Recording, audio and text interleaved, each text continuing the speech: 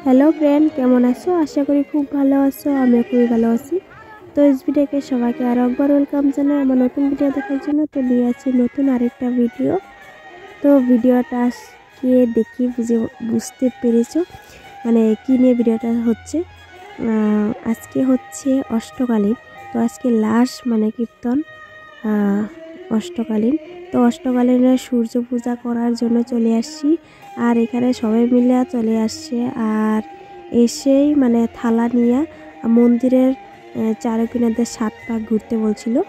তো সবাই মিলে 7 পাক ঘুরছিল। আর এখানে এত লোকজন হয়েছে মানে দাঁড়ানোর জায়গাটাই ছিল না, এত লোকজন ছিল। তো ওই যে এখন থালা নিয়ে মানে 7 পাক ঘুরে তারপরে ওইখানে বসে সূর্য পূজা করবে। তো চলো ভিডিওটা দেখতে থাকো। তো আমাদের কিন্তু 7 পাক ঘোরা অলরেডি হয়ে গেছে। তো এখন বসে সূর্য পূজা করব। এই আমার সূর্য পূজা কিন্তু 6টার থেকে শুরু করে। তো আমার না অনেকটা লেট হয়ে গেছিলো। তো যখন দেখলাম যে 7 পাক ঘুরতেছে তো সেই টাইমটার মধ্যে এসে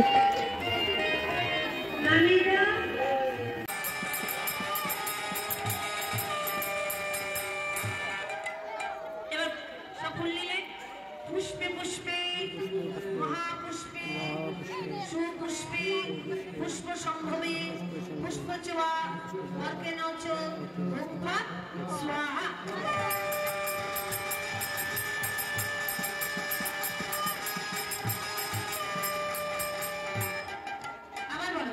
पुष्पे पुष्पे महापुष्पे सुपुष्पे पुष्प संभवे पुष्पचवा अर्केनच मुक्ता स्वाहा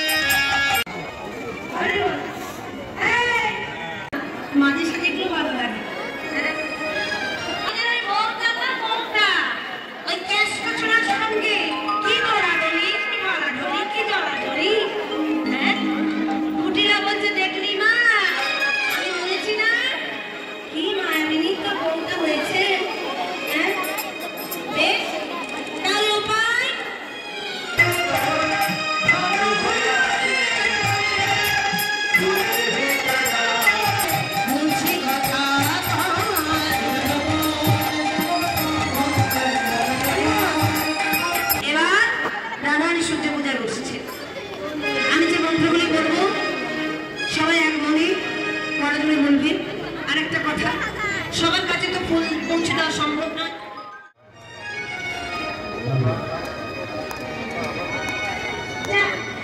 এবার আমার দক্ষিণেটা দে, এই দক্ষিণে দেখো।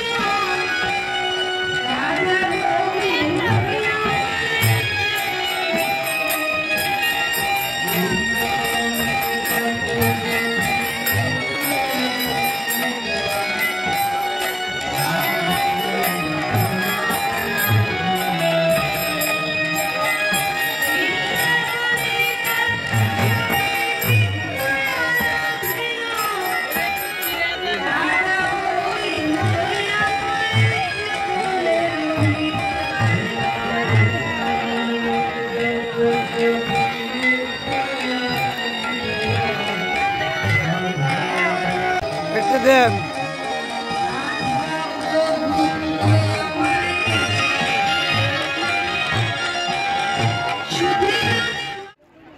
এই হস্তিনাপুরে তুমি করো বৈষ্ণব সেবার আয়োজন,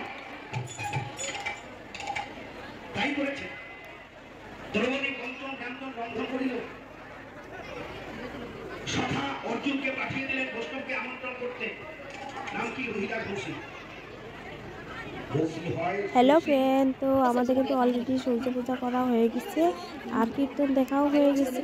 তো এখন খাওয়া দাওয়া, তারপরে বাড়ি যাব। আর ভিডিওটা কেমন লাগছে, এখানে ভিডিওটা শেষ করবো। ভিডিওটা কেমন লাগছে অবশ্যই কমেন্ট করে জানাবে, আর ভালো লাগলে অবশ্যই আমার চ্যানেলটা সাবস্ক্রাইব করে আমার পাশে থাকবে। সবাইকে টাটা, সবাই ভালো থাকো, সুস্থ থাকো। আবার নেক্সট ভিডিওতে তোমাদের সাথে আবার কথা হবে।